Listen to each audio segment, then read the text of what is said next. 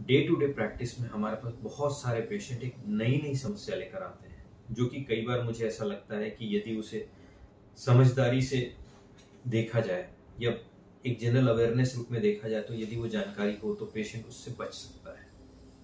For example, आज ही मेरे पास एक पेशेंट आया जो यंग पेशेंट है, 27-28 की उम्र, यंग चैप है और ओवर इंथुजियास्टिकली कहिए या फिर शौक से कहिए, आजकल एक ट्रेंड चला हुआ है कि हमें एक्सरसाइज करनी है, जिम जाना है। और मोस्टली ऐसा होता है कि ये जोश में यंग एज में जिम जाना शुरू करते हैं, वहाँ वेट लिफ्टिंग, पावर लिफ्टिंग शुरू करते हैं और इसमें बहुत सारी गलतियां हो जाती है, जिसमें से मुख्यतः होता है कि उसका जो सिस्टम होता है, एक प्रॉपर नियम होता है, उसको फॉलो करने की बजाय जोश ही जोश में अपने सिस्टम को पूरा फॉलो नहीं करते कि हमें एक्सरसाइज किस तरीके से करना चाहिए, कितना करना चाहिए और कब उसको आराम देना चाहिए, किस स्पीड से जाना चाहिए, कितने वजन को उठाना चाहिए। इसकी जानकारी डेफिनेटली सारे लोगों को नहीं होती, लेकिन हमारे पास जिम में कुछ ट्रेनर्स होते हैं, वो इसके बारे में बहुत कुछ गाइड कर सकते हैं। लेकिन एक नॉर्मल कंडीशन में हमने देखा हुआ है कि जब भी आप ट्रेनर के पास में जाते हैं, कोई यंग चैप है, तो कोशिश वही रहती है कि हाँ, यंग लड़का आया है, यंग जनरेशन जो आई हुई है वो मोस्टली बॉडी बिल्डिंग के लिए आई है, फिगर के लिए आई है या सेलिब्रिटी मोड के बॉडी के उम्मीद में आई हुई है। तो उस कंडीशन में उनके ऊपर प्रेशराइजेशन ज्यादा हो जाता है। एक्सरसाइज कराई जाती है, बहुत ज्यादा एक्सरसाइज हो जाती है, किसी हिस्से की कुछ होता है और फाइनली जब वो एक्सरसाइज करके निकलते हैं तो वहां बताते हैं कि हाँ, काफी दर्द है, आज काम करने का मन नहीं लगा, कुछ है। तो ये जो चीज हुई, एक्सरसाइज करने के बाद जो आपको थकान लगती है, आप थक जाते हैं, फ्रेश फील नहीं करते हैं, यदि ऐसा हो रहा है तो आप देखिए एक्सरसाइज पैटर्न में, फ्रीक्वेंसी में, पावर में कहीं ना कहीं कुछ ऐसी गलती हो रही है जो कि गलत तरीके से हो रही है या एक्सेस हो रही है या रॉन्ग डायरेक्शन में हो रही है, आपकी कैपेसिटी से शायद ज्यादा हो रही है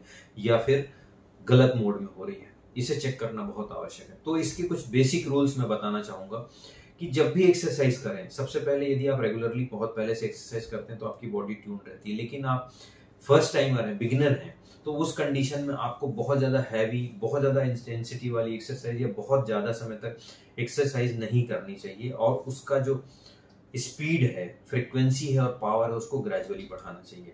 इसमें मुख्य रूप से यदि हम देखें तो सबसे पहले वार्म अप जरूर होना चाहिए, जो लगभग 15 से 20 मिनट का होना चाहिए। अर्थात शरीर के सारे जोड़ों को आपको मोबिलाइज पहले करना होता है, स्लोली स्लोली, जैसा कि बचपन में हमें स्कूल में पीटी में सिखाया जाता था। आज भी सारे स्कूल में वार्म अप होता है, पहले उस वार्म अप को करें, उसके बाद आप मेन कोर स्ट्रेंथनिंग पे आए और उसे आप स्लोली करें। कोई भी वेट को, ड्यूरेशन को या इंटेंसिटी को आप पर वीक 10 या 15% से ज्यादा ना बढ़ाएं। अर्थात यदि आप सपोज करिए कि आप 10 पुशअप्स ले रहे हैं तो अगले वीक में आप 11 या 12 पुशअप्स ही ले, ज्यादा ना लें, न कि 15 लें। तो ये जो कैपेसिटी या इंक्रीमेंट है, आपको ये 10% ही बढ़ाना है। साथ ही ड्यूरेशन, इंटेंसिटी और पावर तीनों को एक साथ ना बढ़ाएं, आप एक एक कंपोनेंट को बढ़ाएं, क्योंकि तीनों कंपोनेंट को एक साथ बढ़ाएंगे तो 15-15-15 बढ़ाएंगे तीनों को, तो ये 60% इंक्रीमेंट हो जाता है।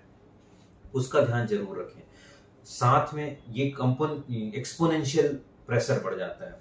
आपके शरीर की मांसपेशियां, हड्डियां या लिगामेंट एक लोड लेने के लिए तैयार होती है, वो आपको पता चल जाता है। तो जो आप एक ऑप्टिमम लोड ले सकते हैं, ऑप्टिमम इंटेंसिटी ले सकते हैं, शुरू में कोशिश करें कि आप उसको 100% की बजाय 90% इंटेंसिटी, कैपेसिटी या पावर पे करें और उसके बाद ग्रेजुअली उसको स्लो डाउन करें।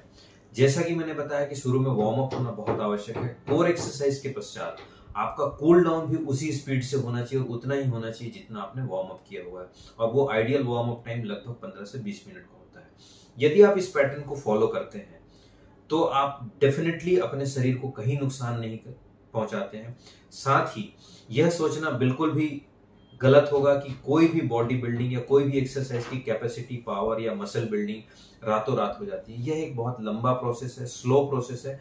आप कंटिन्यूअस इस चीज को यदि करते हैं नियम और संयम से, तो जो आप प्राप्त करना चाहते हैं वो बिल्कुल प्राप्त कर सकते हैं, इस कंडीशन पे कि आपके शरीर को कोई नुकसान ना हो। तो हमारा उद्देश्य ये होता है कि हम जब भी एक्सरसाइज या कुछ भी एक्टिविटीज करते हैं तो उसमें हमें इंजरीज कम से कम हो, शरीर को नुकसान कम से कम हो। यदि इंजरीज और शरीर को नुकसान कम से कम होगा तो आप एक्सरसाइज या एक्टिविटीज में गैप भी कम करेंगे और आपका पोटेंशियल बढ़ेगा और आपको बेनिफिट्स बहुत ज्यादा फायदे में होंगे, आपको बहुत लंबे समय में इसका फायदा मिलेगा। So be consistent, be slow, be gradual, and then you will get a proper result what you are aiming for.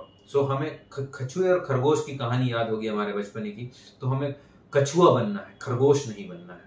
कछुआ बनेंगे तो सुरक्षित रहेंगे, खरगोश बनने से भी सुरक्षित रहेंगे, लेकिन रिस्क लेके आप अपने आप को परेशानी में न डालें, और बिल्कुल स्लो एक्सरसाइज और स्लो पैटर्न को नियम और संयम से करते रहें और अपने शरीर को, अपने जीवन को स्वस्थ बना के रखें। धन्यवाद, नमस्कार, जय हिंद।